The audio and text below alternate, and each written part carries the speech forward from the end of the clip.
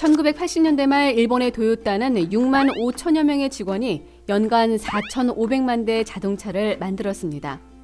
1인당 평균 70대의 자동차를 만든 셈이죠. 같은 시기 미국의 GM은 75만여 명의 직원이 총 800만 대의 자동차를 만들었는데요. 즉 1인당 10대의 차를 만들어낸 것이죠.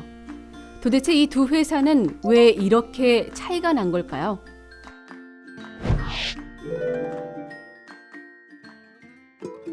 앞서 보신 대로 당시 도요타 직원들은 한 사람이 평균 5일에 한 대꼴로 자동차를 만들어냈습니다.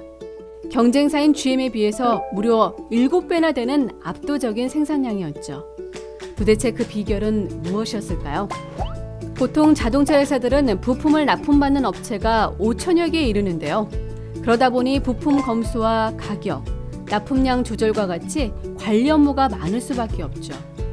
대부분의 자동차 회사들은 이 업무를 내부에서 직원을 뽑아 자체적으로 해결했는데요. 그러다 보니 일이 많을 때에는 부하가 걸려 생산 스케줄에 차질이 생기는가 하면 일이 적을 때에는 인력이 놀게 되는 경우도 있었죠. 그런데 도요타는 납품업체들을 관리하는 일을 죄다 외부업체에 맡겨서 처리했습니다.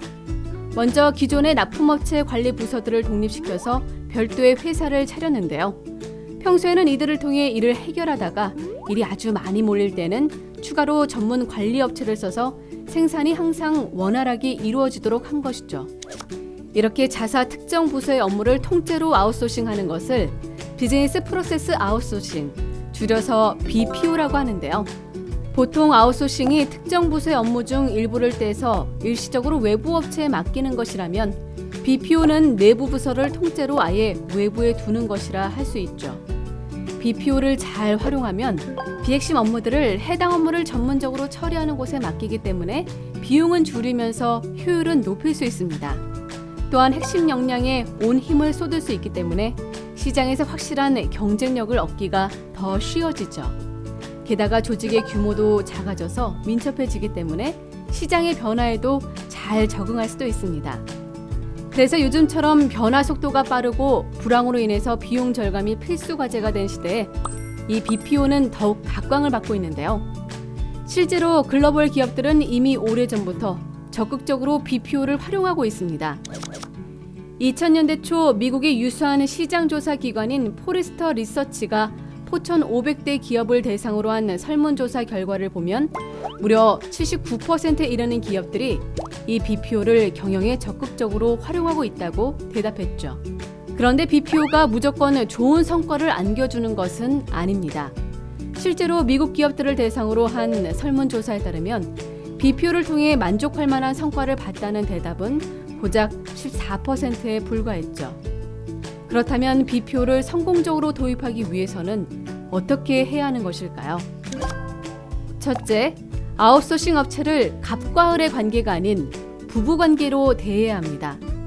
단기적인 아웃소싱은 보통 갑을 관계가 확실하게 맺어지는데요. 그래서 맡긴 업무가 제대로 되지 않으면 쉽게 계약을 끊을 수 있고 더 비용을 낮춰달라는 무리한 요구도 할 수 있죠. 하지만 아웃소싱 업체와 장기간 함께 일을 해야 하는 BPO에서는 좀 다릅니다.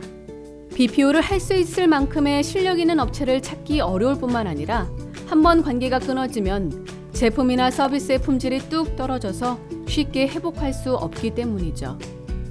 세계의 셋톱박스 시장을 주도하는 기업으로 성장한 국내 기업 휴맥스의 예를 살펴볼까요?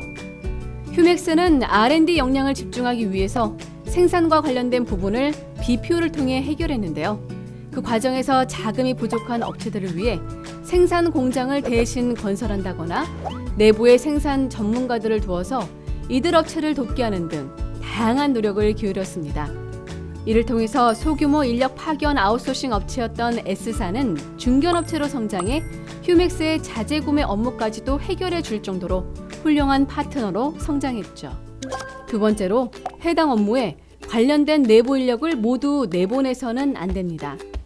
2004년 국내 최대 인터넷 업체인 NHN은 자사의 IT 인프라 관리 업무를 한국 IBM에 통째로 맡겼습니다. 하지만 3년 뒤 NHN은 IBM의 서비스가 자사와 맞지 않는다고 판단해 계약을 해지했죠.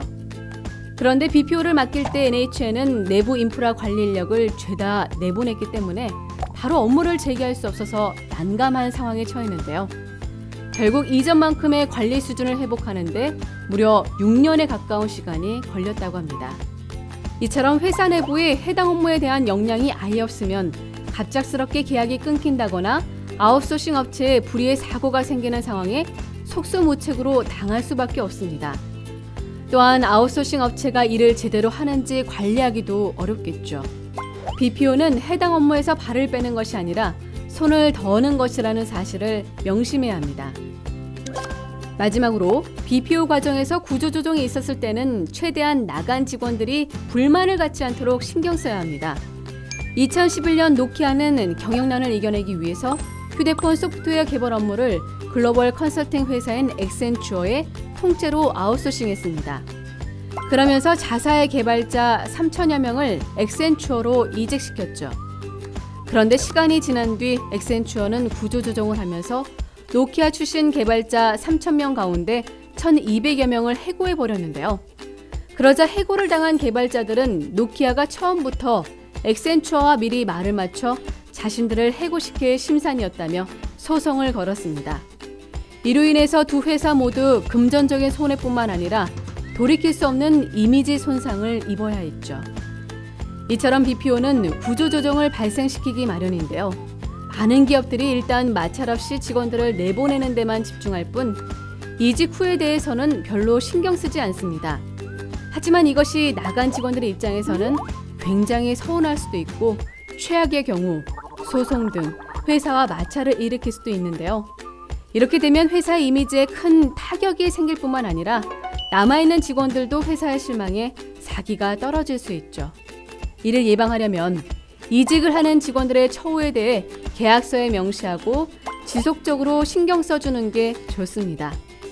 물론 이 과정에서 약간의 손해가 있을 수 있지만 장기적인 발전을 내다보고 시행하는 BPO인 만큼 눈앞의 이득을 쫓다가 큰 화를 입는 일을 면해야겠죠.